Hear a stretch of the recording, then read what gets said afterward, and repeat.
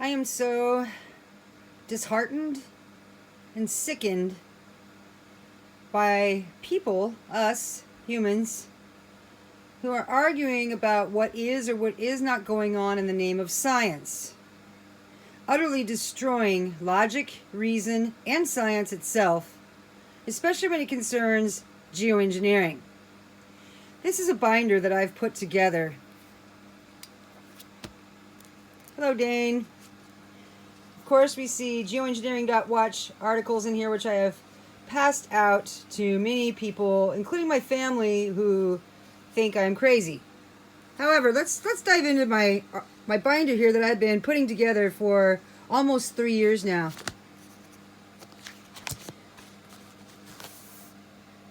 Just take a look at some of these. Now, I've read some of these research articles, and I'm going to admit I am not a chemist, I am not a geoengineer, I am not an engineer in general. However, I do have a graduate degree, and I know how to read a research paper, and I can gather what I can gather and try to connect the dots in the best that I can. So here's some introductory stuff, and it gets even better as we go along.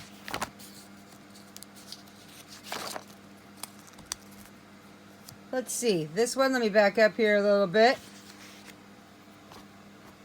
This is a policy document, Geoengineering the Climate, Science, Governance, and Uncertainty, from 2009, from the Royal Society.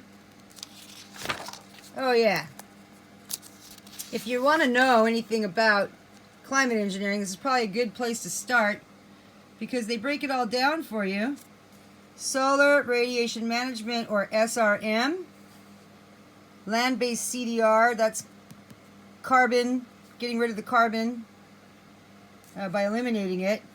They give you background and how we're going to govern this, and wow, that one right there, ethics. That went out the door. Let's see here. Let's see who's on the membership of working group. Ken Caldera, David Keith. The two big ones, right? Yeah, and their titles are where they are.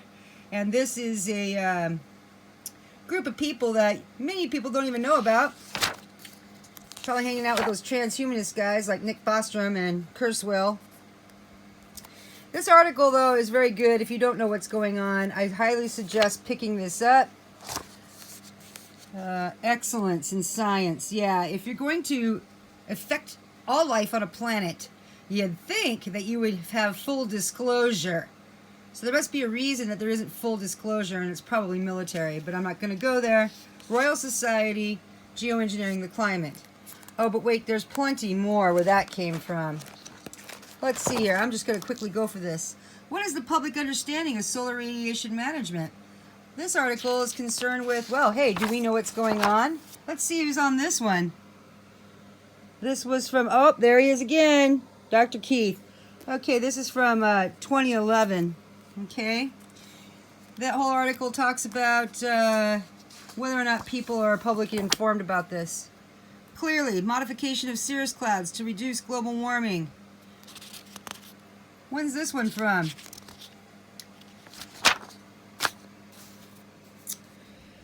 (2009).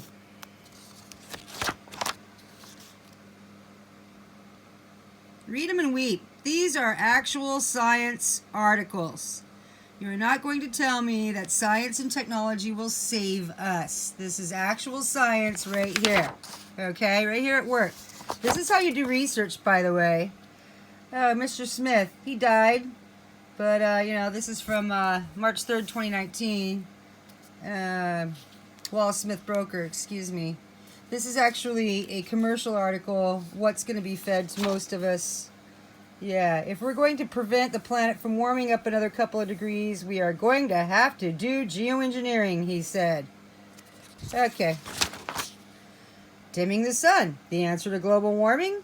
I'm not sure. This is an article from CNN, of course, to confuse and divide the masses, and that's the saddest part of all, is that they want us all fighting so that, you know, they can do whatever they want, so we're not paying any attention, and we eventually tire and give up.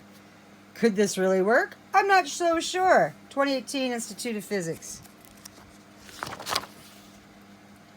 And here is, of course, one that, you know, will counter effect that just to confuse you more. Sun dimming it ain't. Yeah. Okay. Nice, nice English there too. And let's see what else we got. This is a lawsuit that was filed. I won't dive into that. In Canada. Critical review of the toxicity of nanomaterials. This goes into how nanomaterials affect your body, and they were doing in vitro experiments to find out how that affected. Now this is where it gets really good, and this is the part that I kind of do understand because I work with synthesis in sound.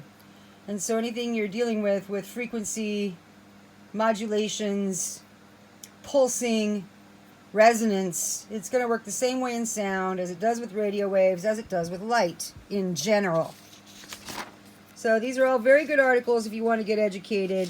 And they talk here about how, you know, the actual weather affects us. Here's something y'all should look up. Geometric modulation, a more effective method of steerable is keyword there, extremely low and very low frequency wave generation with continuous high frequency heating of the lower ionosphere. And of course, they will go in here and kind of describe to you what's going on there. Okay. Now, I had 2 copies of this article because I did read this one and I wrote notes, personal notes all over it. And, you know, attempts to understand some of this stuff. And notice here, 1984, Retveld et al. Performed experiments in which the AM heating beam is moved slowly along the line in the north-south azimuth and shows that signal amplitudes at a nearby receiver may vary due to spatial structure of the auroral electrojet. This clearly admits that they were doing actual experiments on the planet, not in a lab, and it was in 1984. All right, what else?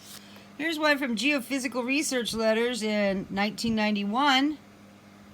Excitation of the artificial air globe by high-power radio waves from Sura ionospheric heating facility. There are many of these ionospheric heating facilities. HARP, of course, the most famous one being in Alaska. I think Sura is in Siberia. I could be wrong on that one. It's hard to keep track. This is also about ionospheric heaters. Variations in the ionospheric wave perturbating spectrum during periodic heating of the plasma by high-power, high-frequency radio waves. This is from 2011.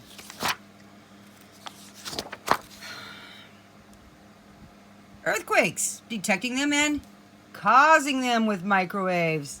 2011. General Science Journal. Here, of course, is Weather as a Force Multiplier, Owning the Weather, a research paper presented to the Air Force from 1996. Now we're going to get into nucleating particles. So this is the chemical side of it. Purely inorganic, but highly efficient, and that's what we're aiming for, ice nucleating particles. And this talks about metal aldehydes. I think that's how you say that. And, yeah, graphs, you know, science and stuff like that. Yeah, I know. Science will save us. Oh, yeah, there's the metal aldehyde smokes. This was actually a lab experiment, but you can see it's also from 1965. And how, you know, they were doing that. Looks like it's outside, though, so, you know. Yeah, this basically talks about how is a very good nucleating material. Nature, 1963. Whoops, skipped the first page. Oh, maybe that was it. Again, ice nucleation by metal aldehyde. Goes along with that other one. If you're interested, look it up. Okay. Now this one's interesting. I'm going to skip over that one. critical examination of geoengineering, economic and technological rationality in a social context from 2018.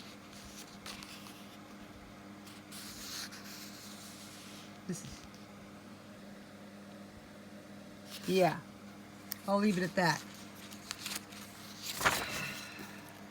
I like how they refer to it as a patient/addict, because that's what we're really talking about here is addiction. Addiction to power, addiction to how we live our lives, addiction to entitlement. Yeah. Carbon emissions, stratospheric aerosol injection, SAI, and unintended harms. Oops, our bad. We messed with nature to the point that it can't fix itself. The role of effective attitude formation toward new technologies. Yeah, because if you're a Luddite, you best back out of our way, right? Especially if you're not going to do research on things like 5G before you implement it. Climate change, climate engineering through SAI. Okay, this is from 2012. Okay, what else we got here? The climate's response to aerosol injection at different stratospheric locations. Now, how are they doing this? With computers, I guess, and just making it all up in a lab. This is from 2011, from the Atmospheric Science Letters.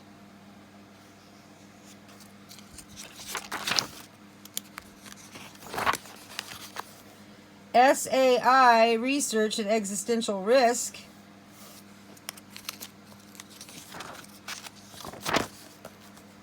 Glacier evolution in high mountain Asia under stratospheric sulfate aerosol injection geoengineering. Okay, well, is that a hypothesis as well in a lab? I don't know about that. 16 and 17. It also says here, we estimate and compare glacial volume loss for every glacier in the region. High mountain Asia. I'm assuming that might be Tibet. Using a glacial model based on surface mass balance parameterization under climate projections for 3-year system models under G3, 5 models under G4, and 6 models under this here. So this clearly says that they were modeling, but it's still concerning geoengineering, which doesn't exist, right? That's not a real thing. Okay, moving on.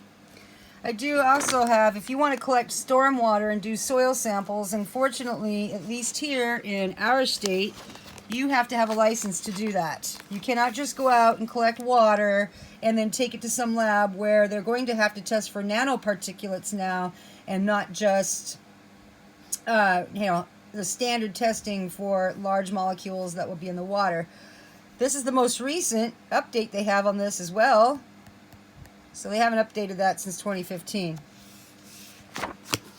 And of course, here we're going to get into bringing politics into SAI. They're not even spelling it out now. They're just calling it SAI. What's that mean? SAI. There must be a star here somewhere. Oh, it's right in the title there. SAI. Not real, huh? Okay, why would schools actually have geoengineering departments if it wasn't a real thing and it could happen in the future, when I can clearly see it's going on above in the sky, especially in the summer? Okay. Maintaining planetary systems or concentrating global power. High stakes. So yeah, I bet there's high stakes. Weather derivatives or something like that. Yep, anyway, this is my binder. I do like this, and I'm actually going to leave it on this. And maybe you could turn your camera and take a still shot of that and read it, all right? So, for those of you who think that we are nuts and we're skeptical and we're actually scared that technology, not science, technology is an idea, it's an invention. Science is conducting experiments repeatedly, to see if you get consistent results. Not doing experiments in a lab and then saying you're going to apply it to a planet and, oh, well, if it messes up, it will be just, quote, and I'm quoting David Keith here, by the way, this isn't a moral issue. We're just borrowing our grandchildren's time. You know, it's really disheartening that nobody really gives a crap about each other anymore. But some of us do. And I, for one, feel threatened and scared by the people who have literally gone insane and mad with power. So thanks for letting me share this. I highly suggest you pause this video, you look up some of these titles. You cannot gain access to these research papers unless you have a library account with a major university or a Wiley Library account. So good luck to you all out there, and thanks for listening.